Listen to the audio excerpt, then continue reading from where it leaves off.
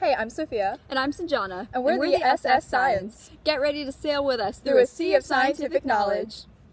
Hi everyone, today we're going to be extracting strawberry DNA.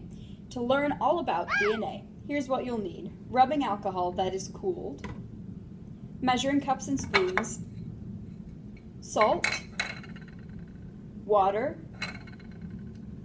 dishwashing liquid, a small bowl, cheesecloth or a fine metal strainer, a tall drinking glass, a funnel, 3 strawberries, a resealable plastic sandwich bag, a small glass jar, and a skewer or toothpicks. The first step is to mix 1/2 teaspoon of salt, 1/3 cup of water, and 1 tablespoon of dishwashing liquid in a small bowl.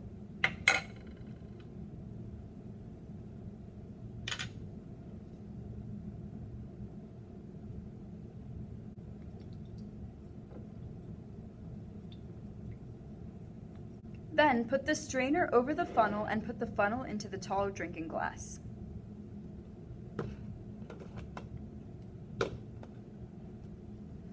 Making sure that the green tops are cut off of the strawberries, put the strawberries into the resealable plastic bag and move excess air. Then seal the bag.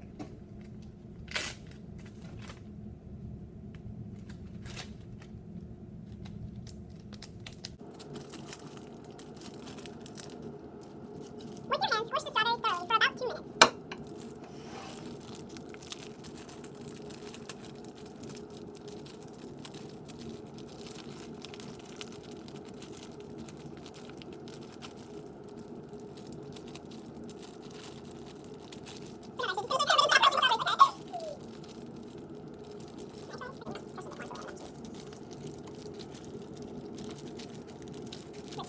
Put 3 tablespoons of the dishwashing concoction into the mushed strawberry bag and then reseal.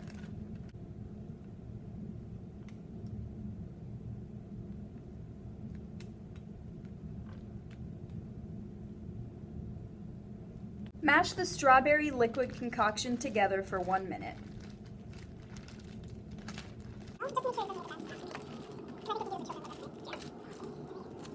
Once that is done, pour the contents of the resealable bag through the metal mesh-covered funnel and into the tall drinking glass.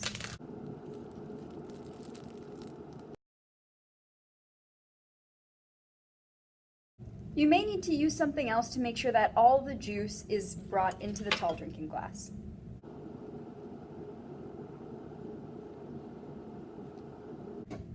Afterward, pour out the tall drinking glass into the jar until the jar is about 1/4 of the way full.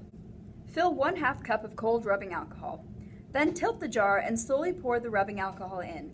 Continue until 1 inch of rubbing alcohol is on the strawberry liquid. You may not need the entire 1/2 cup. Try not to mix the liquids.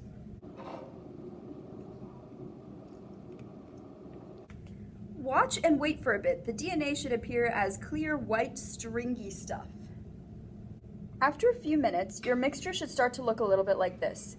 If you look closely, you'll see some white, stringy things that are floating around near the top where the 2 liquids meet. After that's done, dip the skewer into the jar where the 2 liquids meet and then pull up the skewer. You should see some DNA on it.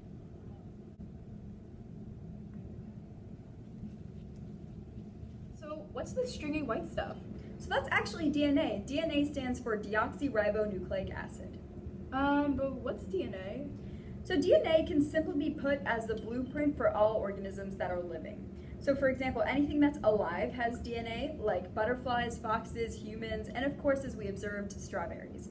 DNA can be found in each cell of a living organism, and the total DNA in everyone's cell is called the genome. For instance, the human genome is different from the fox's genome. I think my teacher mentioned something about like adenine or whatever.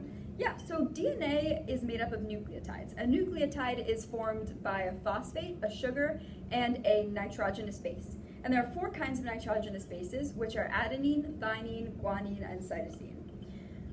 The order that these nucleotides are in determines the DNA's instructions that leads to an organism.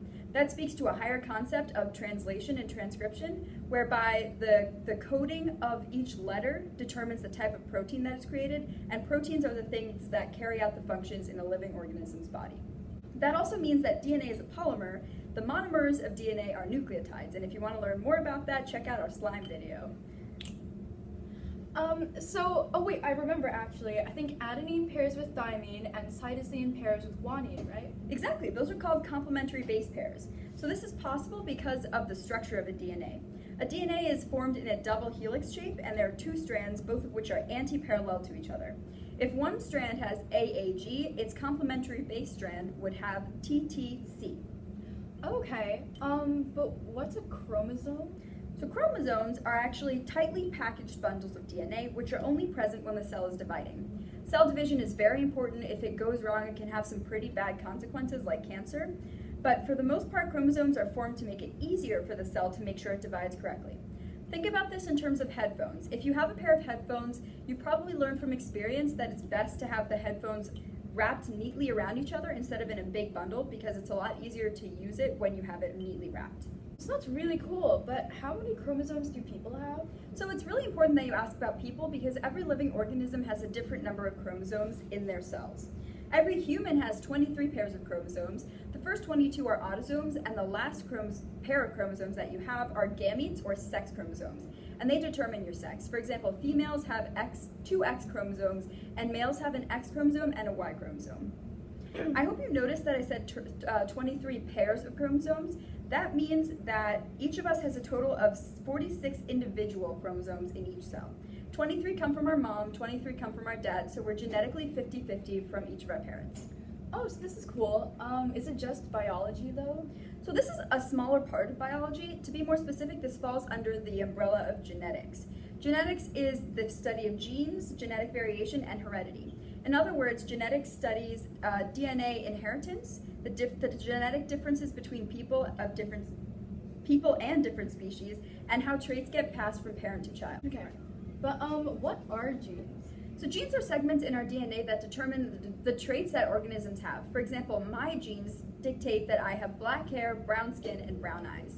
But there are obviously many other types of genes that dictate other parts of your organism, such as height and bone density and fingerprints. But a cool fact is that although genes are made of DNA, not all DNA are genes. Only 3% of your DNA accounts for genes, and the other 97% is thought to be a buffer, or something that supports and strengthens the health of the 3%. But going back, why did we use strawberries? Good question. So one of the big reasons is because strawberries have a lot of DNA per cell. Organisms typically only have one genome per cell, but strawberries have 8 genomes per cell. That makes it easier to extract and see the strawberry DNA. That was really cool. Great, I hope you learned something, and I hope you did too. Sure. Thank you for voyaging with us on the SS Science. We hope you had fun learning.